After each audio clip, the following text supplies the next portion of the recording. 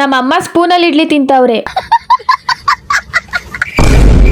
ಅಯ್ಯಲೋ ನಮಸ್ತೆ. ಇವತ್ ಬೆಳಗ್ಗೆ ಎದ್ದ ತಕ್ಷಣ ನನ್ ಕಂದಮ್ಮನ್ ತಗೊಂಡು ತೋಟದ ಹತ್ರ ಹೋಗೋಣ ಅಂತ ಹೋಗ್ತಿದ್ವಿ. ಅವಾಗ ನನ್ ಕಂದಮ್ಮ ಅರ್ಧ ದಾರಿಲೇ ನಿಂತ್ಕೊಂಡ್ಬಿಟ್ಲು.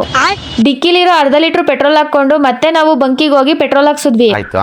ಆಮೇಲೆ ಈ ರೀತಿ ಪಟಪಟ ಅಂತ ನೆಡ್ಕೊಂಡು ನಾವು ಬಂದಿದ್ದೆ ತೋಟದ ಹತ್ರ. ಬಂದಿದ್ದೆ ತಡ ನಮ್ಮಮ್ಮ ಕೆಲಸ ಸ್ಟಾರ್ಟ್ ಮಾಡ್ಕೊಂಡ್ರು. ಆ ಕೆಲ್ಸದ ಜೊತೆ ಈ ಕೆಲ್ಸ ಕೂಡ ಆಡ್ ಆಗುತ್ತೆ. ಆದ್ರೆ ನಾನ್ ಮಾತ್ರ ಈ ರೀತಿ ವಿಡಿಯೋ ಮಾಡ್ಕೊಂಡು ಓಡಾಡ್ತಾ ಇದ್ದೆ. ಹೆಂಗೆ ನಾವು ಸೂಪರ್. ನೀವಂತೂ ನನಗೆ ಈ ರೀತಿ ಹೇಳೋಕೆ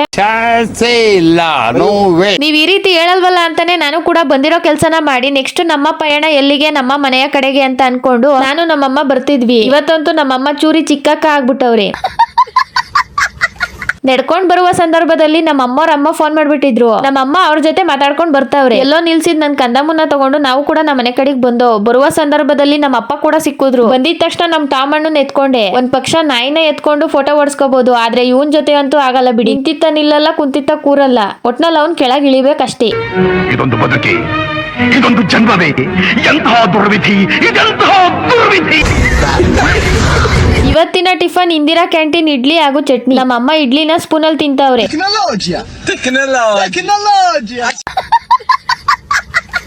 ಯಾರೋ ಒಬ್ರು ಕಮೆಂಟ್ ಹಾಕಿದ್ರಿ ನಿಮಗ್ ಮುದ್ದೆ ಮಾಡಕ್ ಬರಲ್ವಾ ಅಂತ. ಯಾರು ಹೇಳಿದ್ದು ಬರಲ್ಲ ಅಂತ? ನನ್ಗೂ ಬರುತ್ತೆ ಮುದ್ದೆ ಮಾಡೋಕೆ.